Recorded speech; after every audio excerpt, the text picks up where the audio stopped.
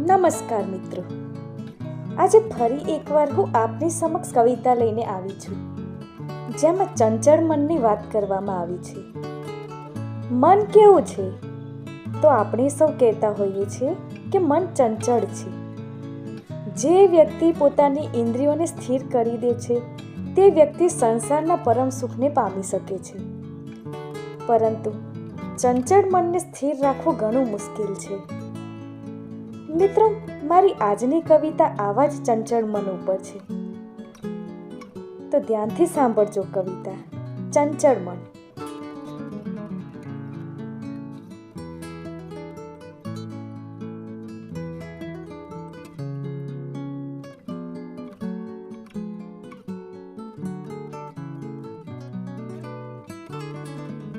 મારા મનનો હિંડોળો આમ તેમ ઝૂલે, મારા મનનો હિંડોળો આમ તેમ ઝૂલે.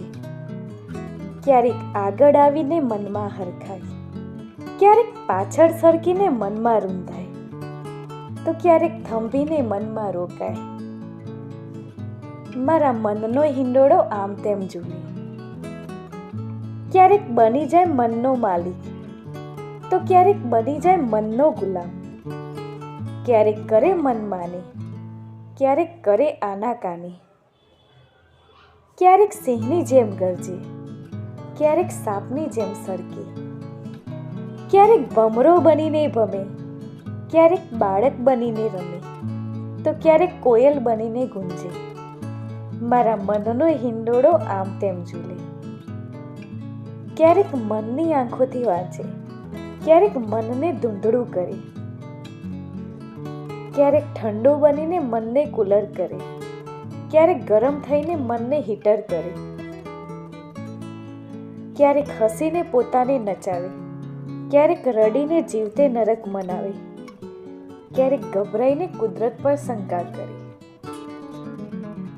ક્યારેક અકળાઈને અફરાતફરી મચાવે, તો ક્યારેક અટવાઈને આફરો ચડાવે. ક્યારેક ઉદાર બનીને આત્માનો અવાજ સાંભળે, તો ક્યારેક ઈર્ષા બનીને આત્માને નકારે. મારા મનનો હિંડોળો આમ તેમ ઝૂલે. ક્યારેક નીંદર બનીને આરામ કરે, તો ક્યારેક નીંદરને આખી રાત જગાડે, તો ક્યારેક નીંદરને આખી રાત જગાડે. મારા મનનો હિંડોળો આમ તેમ ઝૂલે. મારા મનનો હિંડોળો આમ તેમ ઝૂલે.